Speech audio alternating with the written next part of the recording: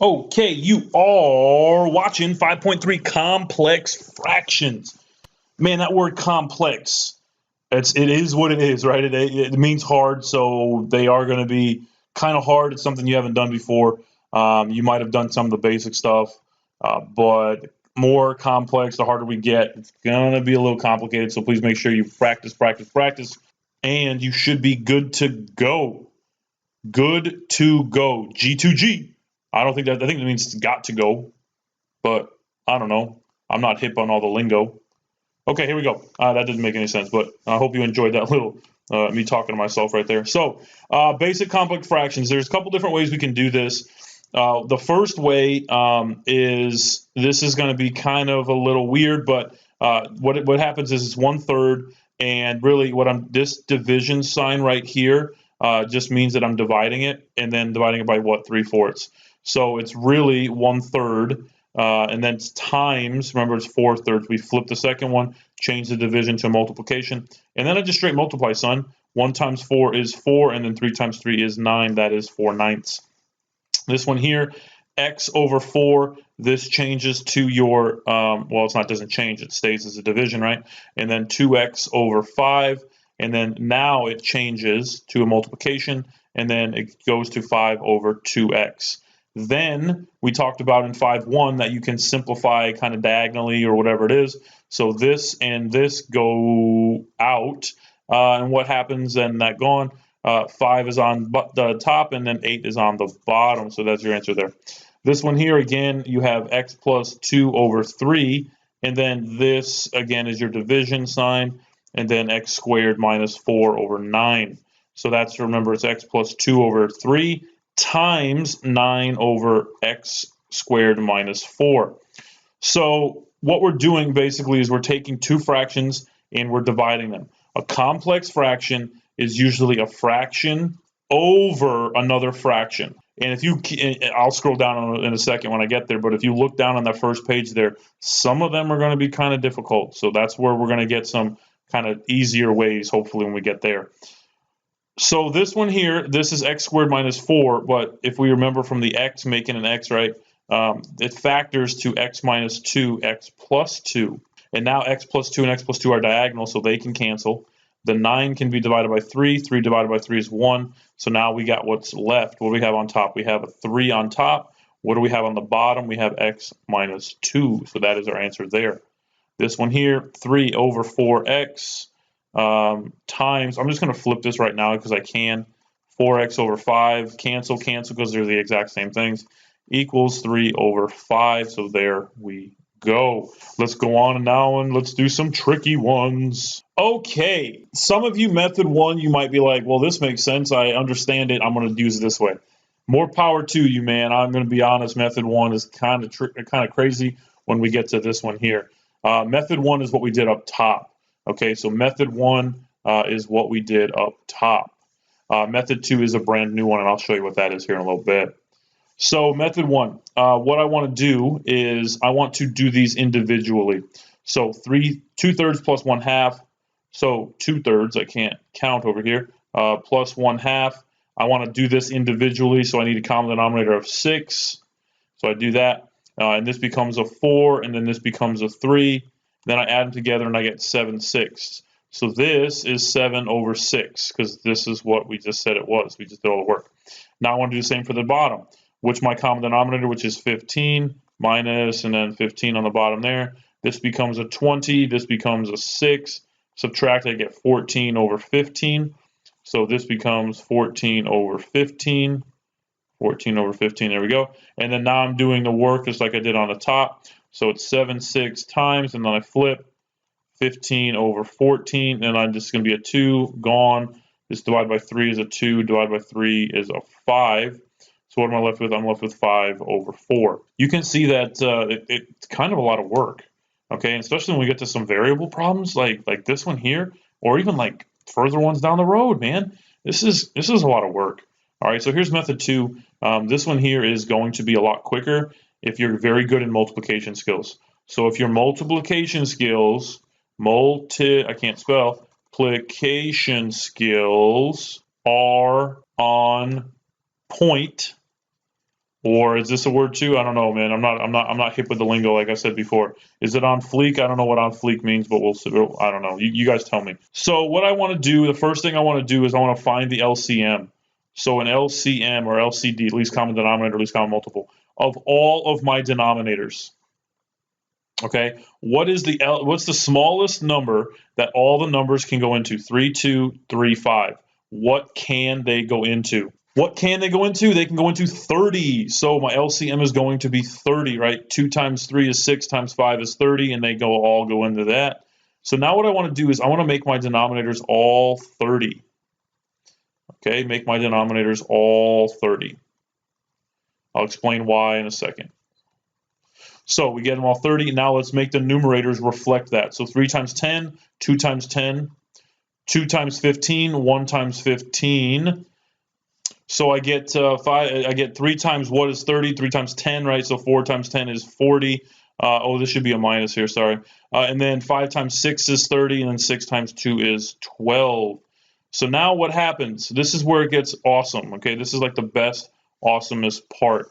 So I just take the denominators. Once the LCM are all the same, whether they're 30 or numbers or variables, whatever it is, once they're all the same, they just get thrown in the trash or they get left at Walmart like your little brother, you know. So 20 plus 15 is 35. And then again, these go away too. 40 minus 12 is 28. And then I can reduce. What can I reduce them by? Divide by 7. And your calculator will do this too if you don't know how to do it in your head. That's 5 over 4. How much work did we save, man? We saved like 3 lines on a page. Man, that's crazy. That's crazy talk. That's why it said method 2 is awesome. Okay, that's exactly why method 2 is awesome. So let's go through the rest of them using method 2. I'm not going to use method 1 unless you really want to. I'm not going to because I don't like method 1. It just takes forever. All right, here we go. Method 2. This first one. If I want to find the LCD between x, technically there's a 1 there, right? x1, 3x, and 5. So between the numbers 5, 3, and 1, what can all of them go into? They can all go into 15. And then I have an x, and then that has to be an x. Okay, so now let's change all of my denominators to a 15x, and then that's there, and then my denominator is a 15x, and then another 15x. This is a minus there. So x times what is 15? X. Well, x times 15 is 15x, so 15 times 2 is 30. This is just like we did in adding, subtracting in the last section. We're just now doing multiple adding, subtractings in a problem. 1 times what is 15x? That's 15x. 15x times 3 is 45x. 3x times what is 15x? That's 5. 5 times 4 is 20. 5 times what is 15x? That's 3x. So 3x times 7 is 21x. Now, denominator's the same. Gone. Gone. Again, like your little brother at Walmart. 30 plus 45x over 20 minus 21x. Now you'll notice I can't actually do anything else with that, so I am done. Not all of these can be divided by 2 or by 5 or by 3, and not all of them can be divided by an x because I don't have x's over here. So I am done there. That was quick. That was like, something like Usain Bolt running a 40-yard dash or even the 100-meter dash, whatever it is. That dude is insanely fast. If I was skinny, I'd be that fast too. Let's go to the next problem here. I want to find the LCD. Well, what is the LCD? So I can't factor this. X plus 2 I can't factor. I can't factor x minus 2. I can factor x squared minus 4 using an x. When I do, I get x minus 2, x plus 2. So that makes that my LCD. X plus 2, x minus 2. Again, it doesn't matter the order in which you write them. So let's change all of them to x plus 2, x minus 2. This is my fraction bar. And then I get x plus 2, x minus 2, minus, and then all of the same thing as well. My numerator, what changes from x plus 2 to all of this? That's x minus 2. So I got to multiply my x minus 2. That's 2x minus 4. What changes from here to here? Nothing. That's a 4. Remember, this was the same. This was my denominator. What changes from x minus 2 to that? Well, that's x plus 2. So that's 7x plus 14 there. So now what happens? Gone, gone. Again, just like your brother at, I don't know, Sears now, or I don't know, Sam's Club or something. He got lost. And then he's got to go to the service desk and ask for my parents. Where are they? They probably left you there. 4 minus 7x plus 14. Remember, this negative gets distributed. So 4 minus 7x minus 14. I can do that. Then I get 2x minus 4 over what? Over negative 7x minus 10. Can't do anything with it. This is not divisible by 2. Don't have x's and everything. I am done. Okay, I want you guys to try to simplify these next two problems. Okay, so hit pause and then hit play. Try, try, try. If you can't do them, at least try to write something down. Try to find an LCD. Okay, here are your answers in the boxes there. That's your finalized answer. So your LCD in this first example here is x times x plus 2. How did I get that? If I factor this part here, x squared minus 2x, I can take out an x, and what am I left with? X minus 2. You notice that x minus 2 is there and x is there, so they both have to be in your LCD. So then I needed an x minus 2 here, so I multiplied, distributed, 3x minus 6. I needed an x here, so I had to multiply by an x, that's 5x. And this 6 stayed the same because my denominator was my LCD, so nothing changed. Then I got rid of your stuff, right? I threw it in the trash. 3x minus 6 plus 5x gives me 8x minus 6. 6 is my denominator. You notice from here to my answer, I divided by 2. Everything is divisible by 2, so I can do it that way. The second one here, this is a pretty easy one. LCD is 8x, so I changed everything to reflect that. I needed to multiply this numerator by 2, and I need to multiply this numerator by x. So I get that. Denominators cancel. Denominators cancel. I'm left with 6x plus 18 over x squared plus 3x. You notice nothing has, not all of it has an x. Not all of it is divisible by 2 or by 3.